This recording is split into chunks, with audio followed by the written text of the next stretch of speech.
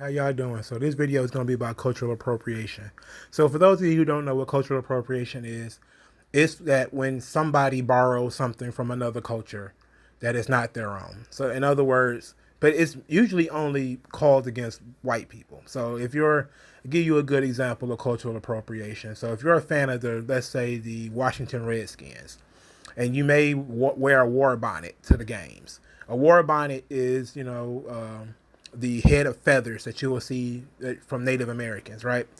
So because white people didn't have war bonnets in their history, white people are not allowed to wear war bonnets. That's cultural appropriation. So, and of course, as an aside, war bonnets are not for chiefs. War bonnets are just high-ranking warriors. So if you're a high-ranking warrior, you wear a long war bonnet. That didn't mean that you were a chief of a tribe. That's just an aside. But we're talking about cultural appropriation, obviously, in our beloved pro wrestling and the SJWs who now want to go on a tangent and a spree about this because, of course, they do. Of course, they do. They have to problematize everything. That is to turn something that might be considered a positive into a negative. Now, cultural appropriation is essentially a wall between individuals between individual cultures where they usually will be sharing. Every culture, when you come in contact with another culture, you naturally share. And that's just kind of how it works. They grow things that you don't grow. You exchange ideas, you exchange philosophies. Sometimes y'all go to war, sometimes you don't. You never know. But that's just generally how cultures interact. They either trade, they borrow or they fight. It's just kind of how it works. But we live in a very peaceful world relatively to the past where we come into contact with other cultures and we don't immediately kill them. Or we've lived so close to other cultures for so long that we become immersed in the same way that they become immersed and we share things. So that's what this video is about. This video is about Lucha Blog on Twitter, who is Cubs fan, the guy who had a YouTube channel dedicated to posting Lucha Libre wrestling, and his YouTube account got nuked, but he's still on Twitter, and so he decided to be a spurg on Twitter, and this is what he said. Like, it's very low on the list of the issues at hand, but maybe the end of Ligero and Chikara could also come the end of white guy pretending to be Mexican gimmicks. I'm all for more masked wrestlers. I'm not taking away your Generico memories, but maybe time to move on. Note, I'm also not Mexican, but there are definitely Mexicans you can hire if you need a Mexican on your show. A masked Mexican. I have a lisp. So then he catches some kind of heat for it. He catches some heat. A lot of Mexicans were not offended. A lot of people were kind of like, what are you trying to say? What's the problem here? So he continues. I think that the cultural difference is why we're not going to fight agreement here. It may come across as inclusion for you, but it feels part of an unpleasant history for me. And I'd always like to see us do better. Okay, so in this point that he's making here, there's two things. One, the claim of inclusion that somebody else is making. I didn't go into that person's opinion because it's not relevant. But that person's claim of inclusion is not valid, even though it is valid. Okay. Second, his reality that is an unpleasant history, which I'm guessing is, again, cultural appropriation, stealing from other cultures. That is the valid way to look at this. So I'm right, you're wrong. Instead of trying to understand, it becomes, it's okay for you to be wrong. And he says this later in another thread that I'm not going to get into. He says it's okay to be wrong on the internet, as if I know I'm right because he has this high and mighty attitude of I'm correct. But he's not correct because there was a experiment not too long ago. I wish I could remember, maybe if I was a smarter and more studious YouTuber, I would come across a little bit, I would do more research. But I'm pretty good, when it comes off the top of the head with stuff. But there was an experiment where some people went to Japan and they showed the Japanese pictures of white people in like kimonos, right? And they would ask the Japanese, like, how do you feel about this? And the Japanese were flattered. They didn't care, right? They didn't care. Why didn't they care? Because and in fact, some of them were flattered. They thought like, oh, people who don't live like we do like our stuff and, want to, mimic us in a certain way. There's flattery there, right? So that's a completely valid way of looking at the world, right? That if you come in contact with another culture and you like it and you borrow things from that culture, that and as they say, it's the sincerest form of flattery, right? Because you literally want to be like somebody else, even for a short amount of time, right? It's not a mockery. That's one thing for you to say you're making a mockery, because that's kind of what people say about Native Americans and white people wearing war bonnets, is that it's a mockery. It's not uplifting. It's not empowering to Native Americans. That it's deflating or whatever. But the Japanese didn't give a shit. Okay, I'll give you another example. Personally, when I first heard the music producer Nujabes, who is a Japanese hip hop producer, his music is beautiful, right? When I first heard it, I was like, this guy's like the Japanese version of Jay Dilla. I'm secure enough in my hip hop knowledge that I didn't think that the Japanese are all of a sudden going to steal rap music from black people. Now, there are other black people who are not that secure. They don't like the idea of seeing white people rapping or Africans rapping or the Japanese or the Koreans rapping. They feel so uncomfortable because they swear it's going to get stolen from them. Like, you can steal music from people. Like, people think like Elvis stole music from folks, and Elvis borrowed a lot, sure, but you can't steal music, right? You just can't. You can only influence other people who then take what you've done and take it to the next level.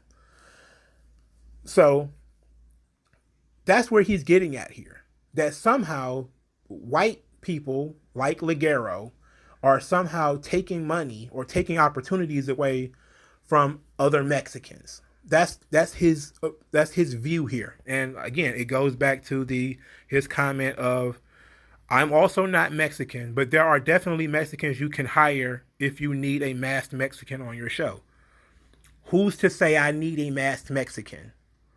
I may just want to hire this guy because he's good, and he just happens to be a white guy in a mask.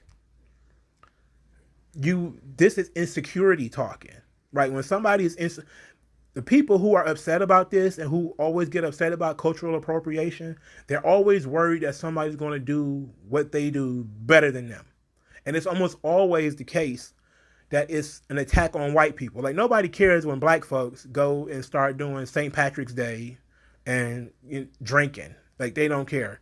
Like, nobody gives a shit when black people do St. Patrick's Day, or when black people support Cinco de Mayo, even though I don't think Cinco de Mayo is even a real fucking Mexican holiday.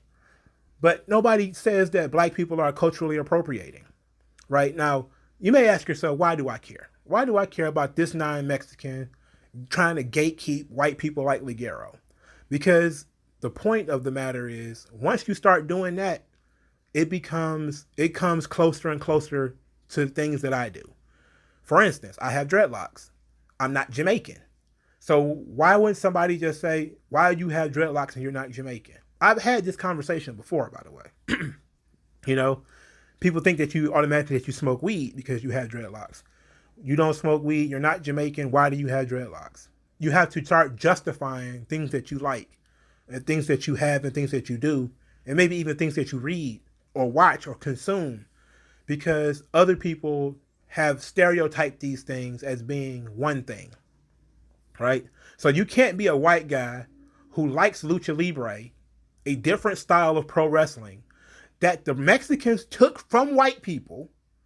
So, when pro wrestling comes from white people, the Mexicans took it, put their own spin on it, created Lucha Libre, And now younger versions of white people are like, damn, that's some cool shit. It's colorful, high flying, it's interesting. I'm going to take some of that, right? And then they try to do that, and then these people say, oh, well, you can't do that.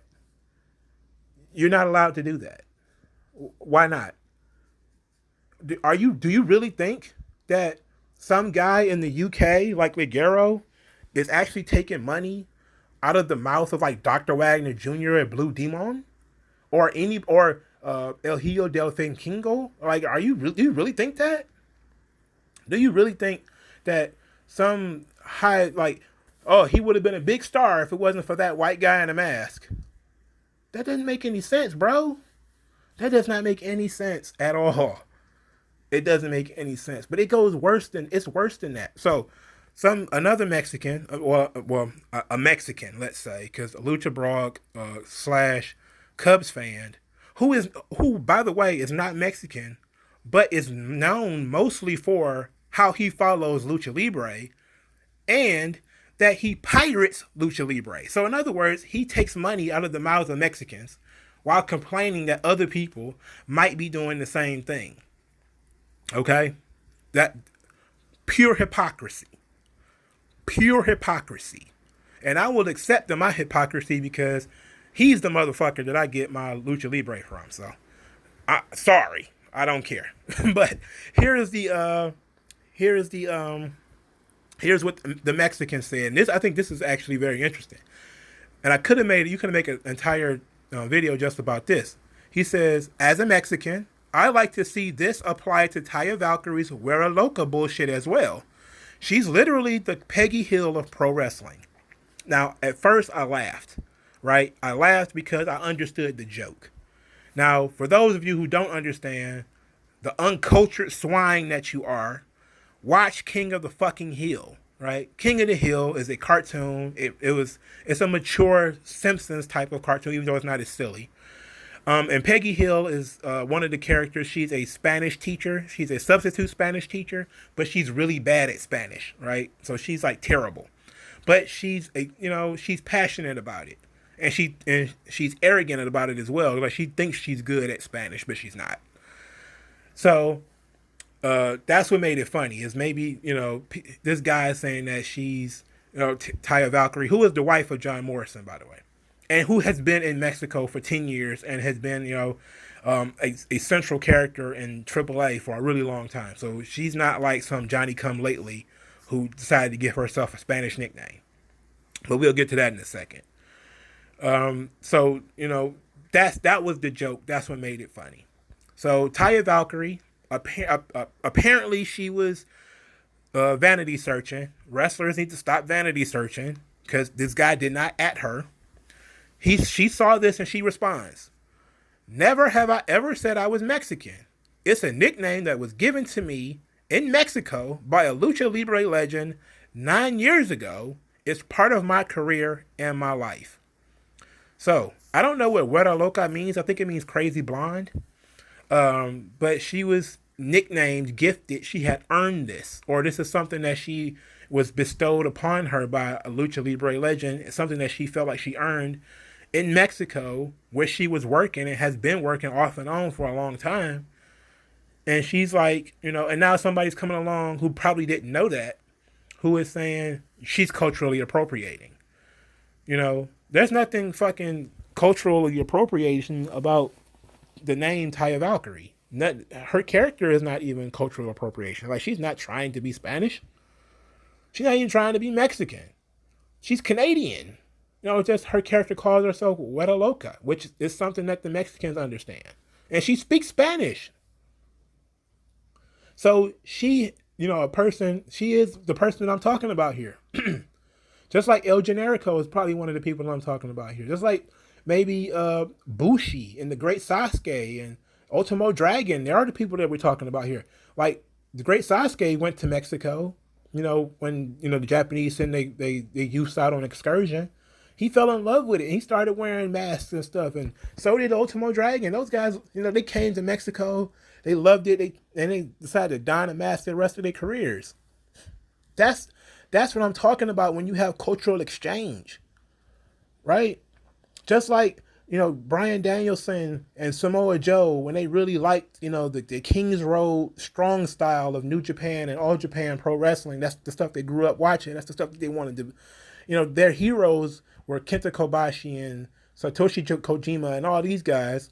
And they got to wrestle them and got to face them and that would be like somebody saying, well, can you guys stop doing that white guy American strong style? Like we got enough of that stuff in Japan. Maybe you ought to just hire a real Japanese wrestler. It's like, are you really that like, I doubt the Japanese are so insecure that a white guy throwing hard elbows in a match is gonna, oh my God, it's gonna put us all out of business. The white people have learned how to throw stiff elbows. We're going to be out of business. It's like, oh my God, white guys have learned how to do hurricanranas. Hey, Lucha Libre is going to be in up a Schitt's Creek because the white dudes have learned how to do hurricanranas. They've learned how to wear masks. It's like, are you serious? Are you that insecure? Are you that full of shit?